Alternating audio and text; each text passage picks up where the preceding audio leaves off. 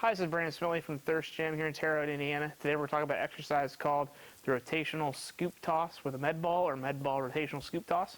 This is an exercise that we use with a lot of our rotational based athletes, so baseball, can be volleyball, softball, anything of that nature, but there's a rotational component involved in the sport. Baseball and softball are definitely two that come to mind that we use this with a heavy extent. So all you need is a med ball. It doesn't need to be heavy. Most of our athletes are using 4 and 6 pound med balls in most cases. It just depends upon the type of throw that we're doing and also the athlete in mind. We might go up to an 8 pound med ball here and there. But for the scoop toss, we're going to be in a good wide position here. Preferably you need to be hit some kind of wall if you have access to one. But otherwise you're going to be here in a good big wide base support. We almost want to think as if we're going to go hit a baseball or something like that, almost a similar base stance, so that we're able to load that posterior chain when we lean away towards the wall. From a scoop position, we need the ball almost in like an underhand. It's going to sit around our belly button pelvis area, and we're just going to keep our arms good and long.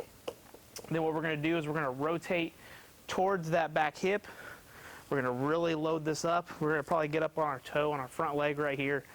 Once we rotate this way, we're going to make sure the ball comes back behind our hips. So we want to almost coach it into our pocket. I got pockets on today, but you're going to rotate it into this pocket. Then you're going to take this back hip. We're going to shove it forward, rotate as hard as we can, get our hip square towards the wall.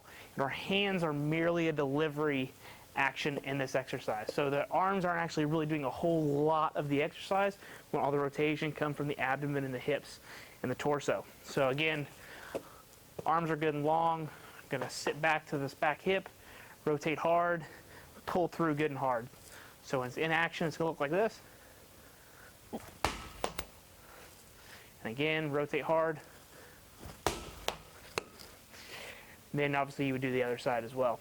Obviously an athlete's going to have a dominant arm or side, so you want to make sure that you're not only training both sides, but if there's a really big discrepancy on one side, you might throw a couple extra reps on that non-dominant side to try to help bring it up and get a little balance. We know it's not going to happen because they're always going to swing or throw with their dominant arm, but you can tell from a big discrepancy standpoint that that might be something where you could catch up some ground in terms of balance.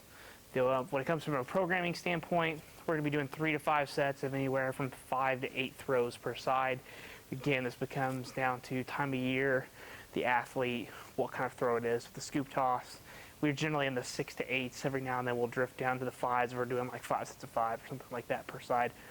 Just enough rest between each side that you're fully recovered and ready to go again. The biggest thing I can't stress enough with any kind of throw is that make sure that the effort is 100% into the throw. If you're not giving that effort, we're almost wasting our time. So don't be afraid to actually put some oomph behind that ball. I try to tell our athletes and our kids that we're trying to really piss off our neighbors, or we're trying to really break this wall down. So by the time we leave, we need to put a new wall up before we can leave the gym.